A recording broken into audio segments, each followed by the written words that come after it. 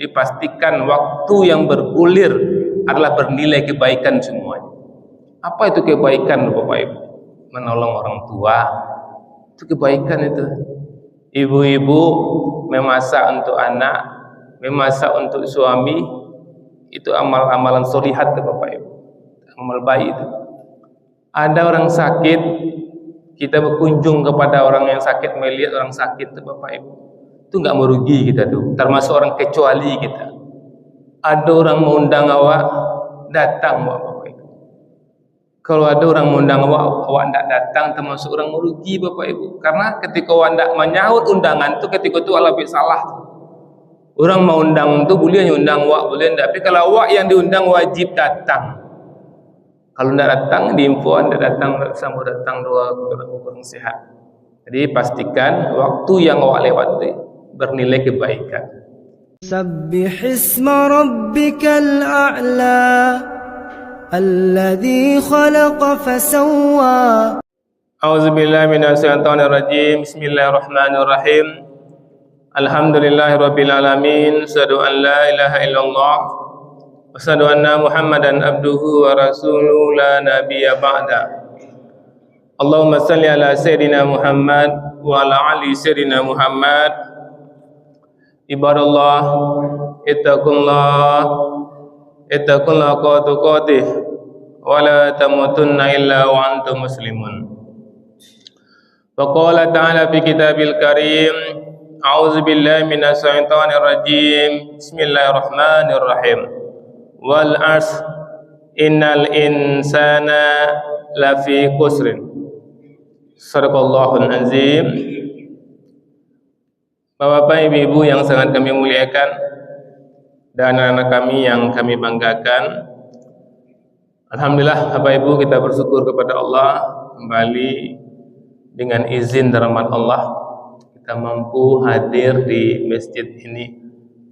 Mudah-mudahan Bapak Ibu, hadirnya kita di masjid ini benar-benar tercatat di sisi Allah Subhanahu wa taala dan kita semua mendapatkan pahala terbaiknya. Bermohon betul kita kepada Allah Bapak Ibu, kiranya setiap detik yang kita lewati benar-benar bernilai ibadah. Dan bermohon betul kita kepada Allah, kiranya hidayah Allah selalu menyertai hidup kita sampai kita tinggalkan dunia ini. Amin ya Allah, amin ya Rabbal Alamin. Bapak Ibu, penduduk surga yang masih berada di dunia yang kami muliakan, subuh ini kami ingin mengajak diri kami dan kita semua untuk melihat firman Allah dalam surat Al-Asr, surah ke-103, cuma 3 ayat Bapak Ibu. Tapi ini luar biasa sekali, pemicu kita untuk menjadi orang sukses dunia dan akhir. Di mana ayat ini Allah bersumpah, wal asr, demi masa, demi waktu asar. Jadi Allah memulai ayat ini dengan sumpah. Al-Quran Bapak Ibu, ya Al-Quran itu harus kita perhatian serius semuanya. Tapi kalau ada kata-kata sumpah, lebih serius lagi kita memperhatikannya. Artinya kalau kita membaca buku Bapak Ibu, ada yang dilabeli merah, tulisan merah, lebih perhatian. Begitu juga dengan sumpah ini. Di beda kita dengan Allah Bapak Ibu, kalau Allah bersumpah dengan makhluknya, ya waktu itu makhluk Allah. Jadi kalau kita bersumpah harus dengan nama Allah.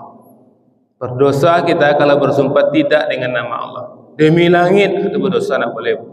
Bahkan demi Rasul pun ada, pernah kami dengar demi Rasul nak tahu mau membiak doa, tidak boleh ya kalau bersumpah itu hanya demi Allah. Jadi di sini Allah memulai demi masa, demi waktu. Innal insana lafi kusrin. Sesungguhnya manusia benar-benar berada dalam kerugian. Ini penting Bu, harus menjadi perhatian kita. Serius kita memperhatikan ini Bapak Ibu. Karena yang berbicara ini Allah. Allah yang berfirman. Allah mulai dengan sumpah. Kemudian Allah katakan manusia itu banyak yang merugi. Sementara kita ini kan manusia Bapak Ibu. Tentu kita tidak ingin termasuk orang yang merugi. Siapapun Bapak Ibu, tidak ada orang yang ingin rugi. Ya, pedagang tidak ada pedagang yang ingin rugi. Siapapun manusia pasti ingin sukses. Lawan dari rugi apa? Kalau lawan dari menang ya rugi gitu.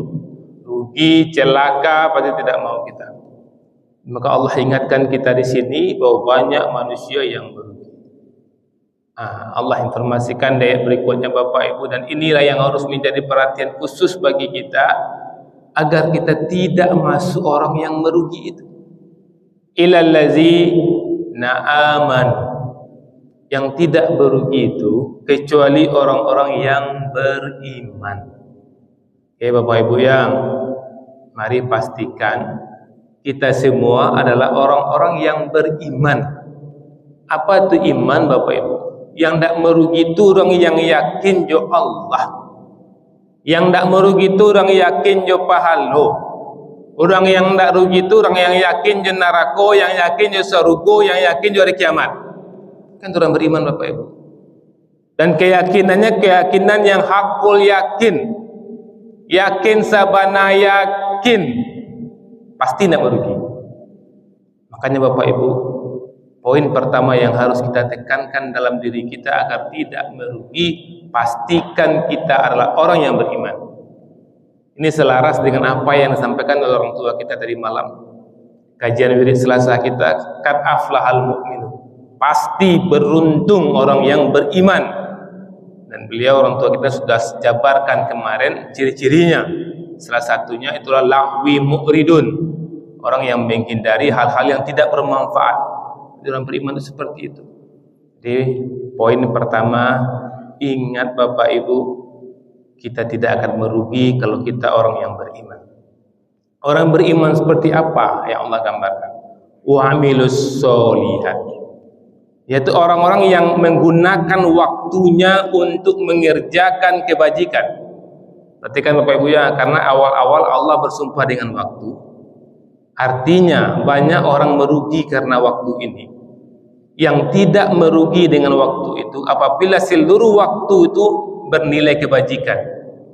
Makanya tadi di awal dan sering kami membuka kajian berdoa, ya Allah jadikan setiap detik yang kami lewati benar-benar bernilai ibadah.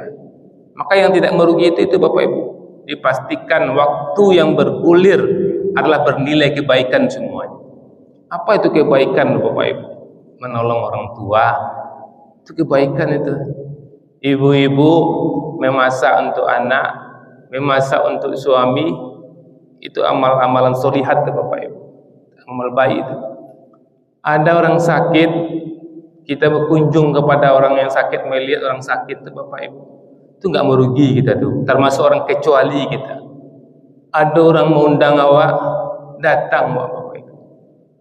Kalau ada orang mengundang awak tidak datang, termasuk orang merugi Bapak Ibu. Karena ketika awak tidak menyahut undangan itu, ketika itu Allah salah.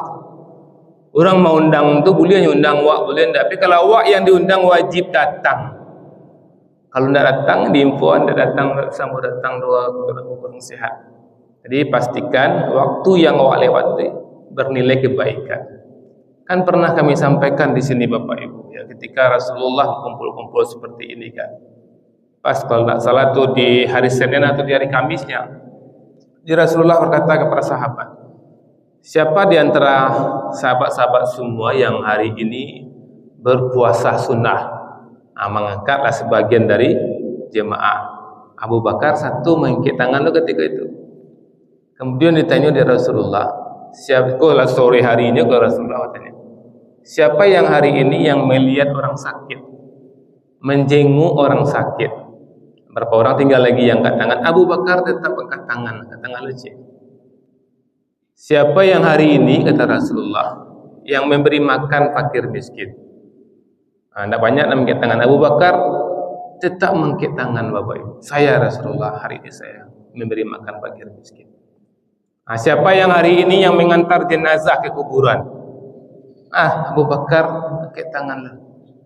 Apa kata Rasulullah? Siapapun yang hari ini mengumpulkan segala kebaikan, maka dia mendapatkan surga terbaik nanti.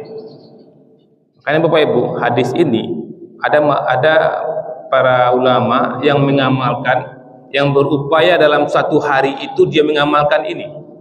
Ketika dia puasa hari Kamis, misalnya itu hari Senin, ini puasa tu kan, langsung saya payahnya ke rumah sakit, karena mesti nusanak ke, ada paisi wak cari rumah sakit. Hanya gini ko piti sekete, ko nyagiannya ko buah-buahan sekete. Sudah tu kali-kali yang mencari ko ada orang yang meninggal, nantinya situ. Walaupun tak kenal lah kan orang beriman. Satunya mengantar jenazah, satunya carinya orang miskin, juga gila makan orang miskin. Dapatnya hadis ke Bapak Ibu. Mudah-mudahan Ibu dapat lah tu. Minimal salamu waidu agak sekali dapat amalan yang sehari tu full kebaikan. Sehingga insyaAllah awak terhindar dari orang yang merugi. Ini poin pertama Bu, beriman ya. Poin yang kedua, nak awak kerajaan yang elok-elok se. Kemudian apa boleh Bapak Ibu? Watawasau bil haq. Atau mereka saling menasihati. Ingat Bapak Ibu, saling menasihati. Jadi kalau ada nampak kawan awak, dosa awak buat salah, satu ndak awak tegurnya Bapak Ibu. Buat padiannya buat salah, awak merugi ketika itu Bapak Ibu.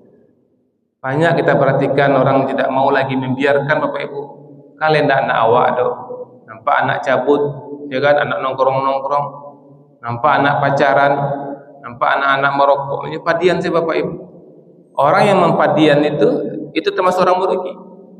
Dia harus menasihati. Tapi ingat, Allah sebutkan bil haq, dengan cara yang benar. Dia menasihati orang itu dengan cara yang benar Bapak Ibu. Nyaman orang itu ketika dinasihati. Nah, itu kesimpulannya. Kok kesalin dengan cara awak, kesalnya itu tidak benar. Kan pernah dikisahkan Bapak Ibu, Hasan dan Husain, itu ketika dia melihat ada seorang bapak sering ke masjid itu berwudu asal-asal, diperhatikan sama Hasan dan Husain, asal-asal dia wudu bapak ini. Kemudian Hasan dan Husain, bagaimanalah caranya menyampaikan kepada bapaknya sudah berumur. Hasan Husain kanak-kanak bocil baru. Nah, mungkin kanak-kanak bocil menasihati orang besar. Nah, karena itu Allah memberikan hikmah kepada Hasan dan Husain. Mereka mengatakan, atau gini saja, kita ajak bapak itu jadi juri.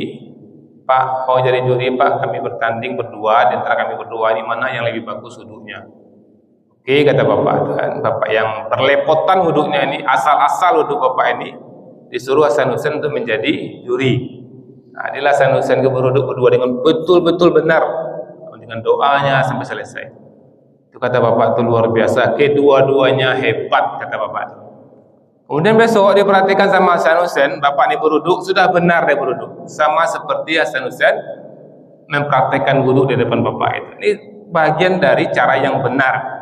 Bisa misalnya Bapak Ibu nampak seseorang rasanya kan tidak bagus, kalau kita langsung menasihati dia tersinggung, kita tahu dia punya pimpinan atau bos atau yang lain atau mamak dia yang mungkin dia tersinggung, kita sampaikan dengan baik-baik. Itu penting Bapak Ibu. Jangan pernah membiarkan orang salah. Sering kita lihat kan, misal contoh sederhana Bapak Ibu, contoh paling sederhana di masjid misalnya Bapak Ibu. Masjid ini kan orang ingin mencari ketenangan yang nyaman. Ketika kita ada di masjid ini ada orang heboh-heboh misalnya, itu kita biarkan dia heboh-heboh itu tidak nyaman orang Bapak Ibu. Tentu harus kita sampaikan. Dengan sampaikan dengan bijak, dengan benar. Bisa melalui Ustaz. Kalau ceramah Ustaz, kalau bisa sampaikan Ustaz. Kemudian ada orang heboh-heboh ketika apa? Itu kan cara yang benar juga. Artinya ada kita berperanan di situ. Kemudian apalagi kata Allah di sini, ya watawasau bisab, dan mereka saling menasihati dengan kesabaran. Yo sabar wa menasihatinya. Sabar itu bisa berulang-ulang, caranya dengan benar. Sabar itu apa? Menunggu waktu yang tepat. Misalkan orang seorang rami-rami, kawan kau salah, langsung pakai cendak selesai perang awak dah. Itu dah sabar. Kumpul dulu, sabar dulu, cari waktu yang tepat. Lah tenang-tenangnya weko, kalau banyak kan, boleh ambo mengecek. Kalau ada nambah kecian kau, maafkan nambah kau salah yo. Ambo kalau ndak ambo kecian, ambo rasa bersalah. Tapi kalau ambo kecian, ambo takut lo angku tak singgung. Izin tak ambo mengecek. Orang kalau digituan Bapak Ibu, luruh hati mak kecian lah. Itu kecian lah. Kalau bisa, kalau mau baca Quran itu jangan kari-kari mana. Karena kalau orang sebelah awak baca Quran tu, cukup awak setarang seorang. Karena Allah mengingatkan apa? Apabila Al-Quran dibacakan, maka orang dekat situ diam dan dengarkan. Sementara orang dekat situ ingin sholat, orang dekat situ ingin berzikir misalnya, atau orang dekat situ ingin baca Quran lo. Maka kita baca Quran lah, wajib lebih-lebih yo. Cukup telinga awak semandangan. Karena memang Bapak Ibu kalau membaca Al-Quran dalam hati dengan bersuara itu beda. Bersuara itu lebih besar pahalanya. Tapi bersuara cukup terdengar telinga kita. Ya, kami pernah juga Bapak Ibu di Masjid Madinah, pernah ketika ya membaca Quran di Masjid Madinah Nabawi itu Bapak Ibu, rasa kami tidak keras Bapak Ibu. Kemudian ada orang Turki, dia Quran suara sedikit, kami melihat dia diginikan, arti kecilkan suara gitu. Artinya mereka tuh mungkin berzikir. Kadang-kadang orang dibilang seperti itu, baca Quran senularang gitu.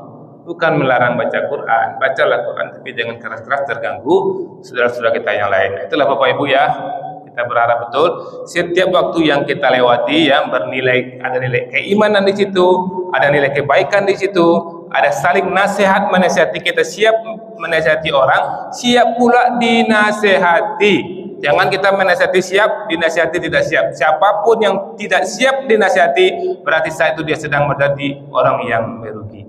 Banyak maaf. Assalamualaikum warahmatullahi wabarakatuh.